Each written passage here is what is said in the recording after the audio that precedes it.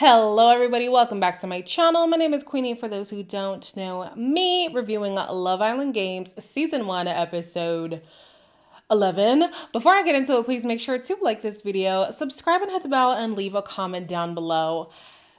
I feel like this just goes without saying, like the show is so good. The show is so good that I'm almost afraid that Season 2 is not going to live up to Season 1. And is it always going to be filmed in a 3-week span? Because I feel like with enough time to develop the game, the show could be out of here. Out of here. And also take it off Peacock.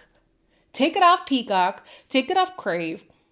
I don't know what kind of network you could put it on for primetime television, but like, I'm sick of Love Island being behind these paywalls, okay? Anyways, let's get into the episode. The episode starts off with the recoupling. The first to go is Justine. She chose Jack. Sally chose AL. Liberty chose Callum, leaving Jess with Ray. However, she had to throw some jabs in Johnny's direction. It's nice to see someone who's very genuine for the person that they're coupled up with. To find out through a recoupling speech that you were waiting for someone to come in is fucked. Fuck you.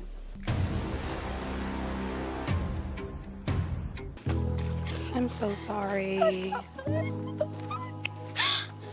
Was waiting for her like I was a placeholder. I fucking knew it. Like he used me. Why is it always me? It's always me. It's always me. Somebody in the comments is really of the belief that Jess is playing it up and that she's just providing entertainment and she's unbothered. She's giving very much bothered to me. Like, she's giving very much bothered, very much hurt, very much distraught. I don't know what, like, I know she has this savage kind of personality and she is the type of person to want to give great television, but I don't think this is for TV. I don't think this is for the plot. I think she's genuinely hurt. It's unfortunate that, you know, she's used to being the strong girl and stuff like that. And so she doesn't want to show Johnny how much his actions have impacted her, but you can only be the strong girl for so long. I think at this point, honey, you pick yourself up, you dust yourself off, and you keep it pushing. Also, look to see what were the characteristics of Johnny that you were hesitant about even before, like connecting with him, and look for those going forward, because there's no way she's only just now seeing the red flags because Courtney came in. I think she saw some beforehand, but she just thought, well, it's not a big deal. He still chose me at the end of the day. No, girl. No, girl. When you see those red flags the next time around, trust your gut, because we don't want to be in this situation again. Speaking of picking yourself up and moving on, Johnny is doing exactly that. If you ask him who Jessica is, he'll say, Alba? Simpson? Those are the only Jessicas that he knows. Thank you so much. Let's do it. Thanks. You're so fine. Oh, so are you. Appreciate it, baby. No, I think it's really funny. Yeah? Okay, I'm glad you can laugh at it. Yeah. I don't want you to develop an opinion about me because of that. Because I don't want to scare you away, you know? I obviously expected Johnny to not feel a way about how he's been treating Jess. We've seen that he just treats women as numbers, honestly. Even Courtney, even though he's showing her a lot more attention than he showed the two previous women, she's still just a number on his roster. And then I was looking at Courtney laughing at the situation like, oh, Courtney, listen, I'm one of those people who feels like you don't have to be a girl's girl if you don't want to be. But at the end of the day, like, she was clearly hurt by the situation and you took it kind of as a joke. To me, both Courtney and Johnny were just so callous and it was sad. On Johnny's end, you don't have to reciprocate the feelings that she has for you, but in knowing that she had such strong feelings for you, the least you could do is handle her with care. And he did not care. Kira believes that Carrington is not there just for the game. He's there to look for love as well. I don't know if this is me just thinking of his reputation, even though on live, I forgot what his reputation was. But it's hard for me to believe him at the date of publication that he's really looking for love. Then you have Imani and Mike who have a conversation. Like, Mike, you know what's so funny? I literally cut out a part of yesterday's video saying Mike is acting immature because I was like, am I reading into it? No, I wasn't. He really is acting immature. I'm not here for Ray. I'm here for myself. So like, if I do what's best for Ray, that don't really benefit me. Right. Did you just try to mess up a strong connection that I have so you can make sure your gameplay is good and that you win the challenges? My gut tells me that Mike is not genuine, you know? Ray's secondary, like for real. Oh, you're telling me or are you asking me? I'm letting you know. No, I'm joking. I'm joking. I'm joking. Okay. She's leading him in a direction to, you know, get to know her romantically. Like, Mike, please. I was here rooting for you. We were all rooting for you. Maybe not we were all, but I was. I was rooting for you. What the hell? I don't like these antics he's on right now. And Imani's clocking it. She's like, well, I don't like, and this, it's the same thing that happened with Johnny. She found both these men attractive until they started talking. Can you just be quiet? Hold your tongue. Oh my gosh, he was pissing me all the way off. And then Ray was also pissing me off because, granted, I understand the situation he's in is undesirable, okay? But for him to have this attitude towards Imani, but she had tried to talk to him earlier in the day to like check in on him. And now he's like, well, obviously if he wanted to pick her, she's putting something out there. I thought you said the problem was not Imani.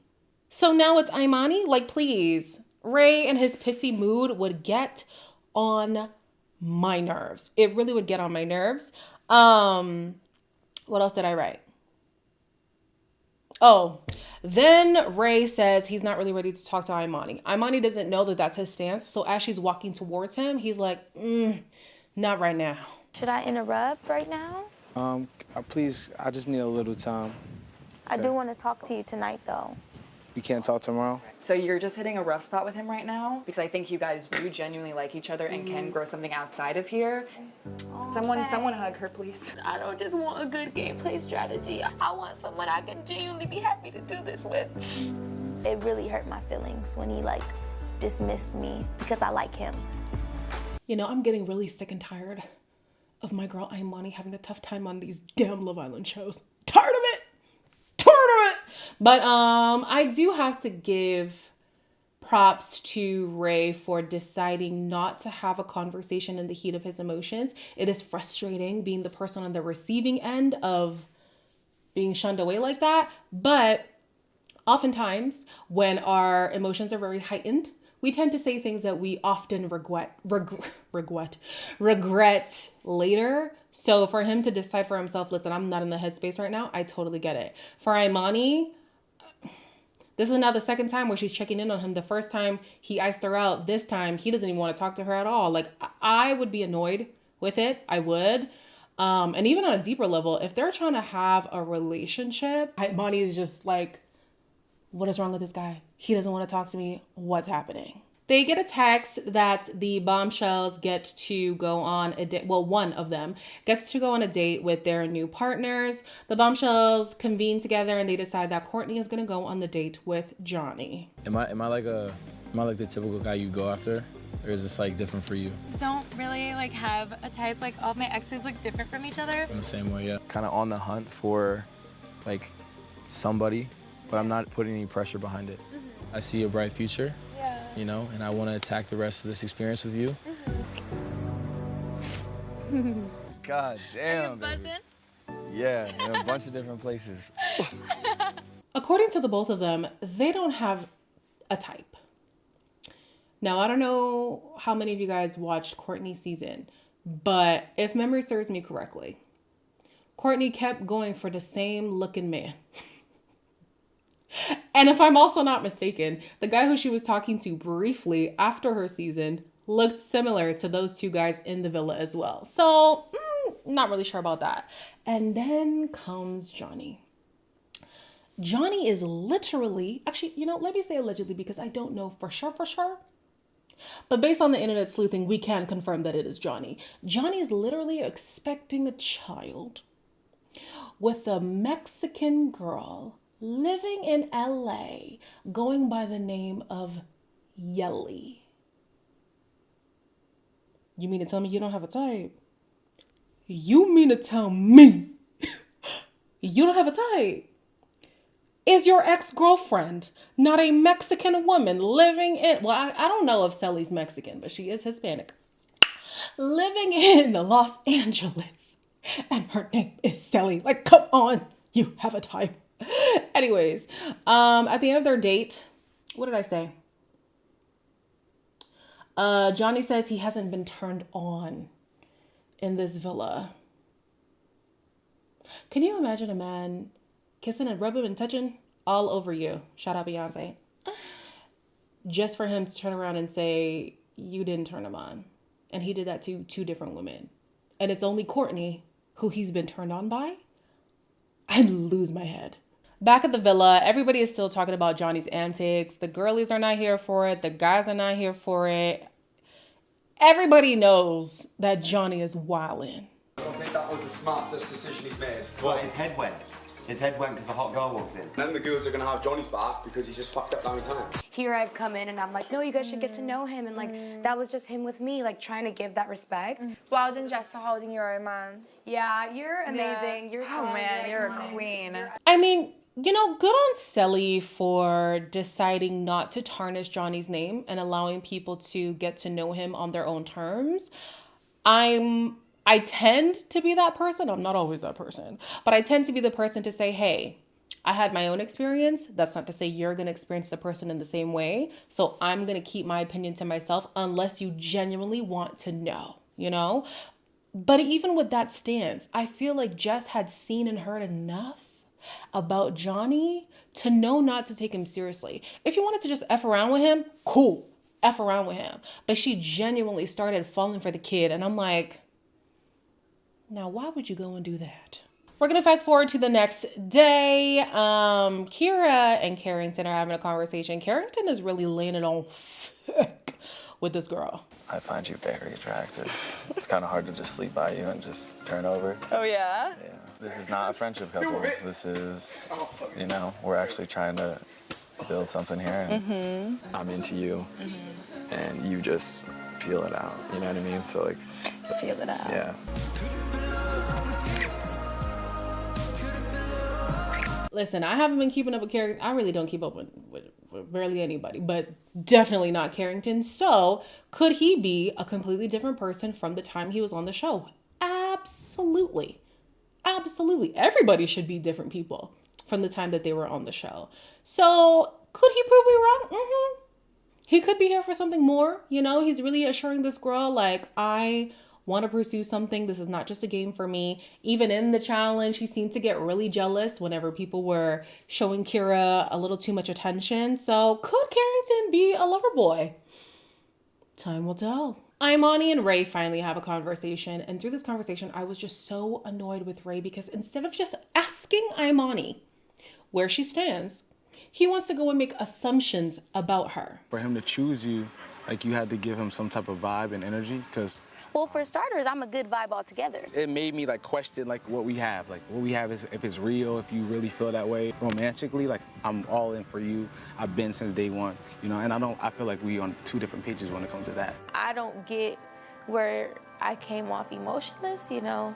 Just because I wear it well, it doesn't mean I'm not feeling the same shit you're feeling. I wouldn't be able to deal with this. I really wouldn't be able to. First, he's moody. Second, he's going to make prejudgments. Third, I'm here reassuring you and you are not listening. At this point, what am I supposed to do?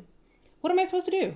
And at the end of the day, his moodiness is rooted in insecurity. It's not rooted in anything that Imani has done. Imani literally does not want to pursue Mike like that. But Ray wouldn't know, would he? Because he doesn't let her have a say in this conversation about where she stands. Instead, he's going to say, you must have given him a reason to choose you. He's a bombshell. He's doing what bombshells do. I'm a beautiful girl. What you mean? Look, it's freaking Imani. Of course he would want to pick her. She's beautiful. She's gorgeous. And she's good at these challenges. She's been a part of a couple 3 times in a row. Like, Ray, come on. Let's use our thinking caps, sir. Let's use our thinking caps. The silver lining for him is that Imani really does have feelings for him. And if he's willing to hear her out, granted, if they even stay in the villa, if he's willing to hear her out, I think that they can rectify the situation. Imani's open to wanting to fix things between them. But if Ray continues on with his moody behavior, count this relationship dead. Let's get to the challenge. It is a heart rate challenge, and whew, baby, my heart was even racing, okay? First was Courtney and Johnny. They pulled out all the stops, and I think objectively, they were doing the things that they needed to do. I just wasn't feeling it. I don't know if that's just me. But yeah, next was Liberty and Callum, and I gotta say, Miss Liberty, Miss Freedom surprised the hell out of me. Talk about lady in the street, freaking the shades, okay? Her lipstick was definitely giving clown. It was giving clown, but she put in that work. Imani and Mike, to me, were the sexiest looking couple. Definitely the sexiest looking couple. But the performance, I wasn't really feeling it like that. I wasn't feeling it like that. Imani was doing good eye contact, strong eye contact, okay? And she gave it to everybody besides Ray. Damn. Tough night for Ray. Next was Kira and Carrington. I loved Kira's catsuit. Oh, it was so cute. Carrington was dead weight in my opinion, because Kira was putting in that work, okay? Putting in that work. Next was Ayal and Selly. And, it was interesting. I don't know why Ayal was so rough with everybody. And then Selly was kissing anything with a pulse. It was a lot. It was a lot. I think Justine's outfit was so cute. It was simple, but it was cute. I remember that she's a go-go dancer, so she had to remind us that she got the moves. Jack didn't hold back either. I think he was doing all right as well. And last was Jess and Ray. I am not going to lie to you. My face was cringing the entire time. And it's not the fact that they were bad. It's just something about Ray and Jess give me younger sibling vibes. So when I look at them, I wouldn't look at Ray and be like, that's a sexy man. Like, he's cute.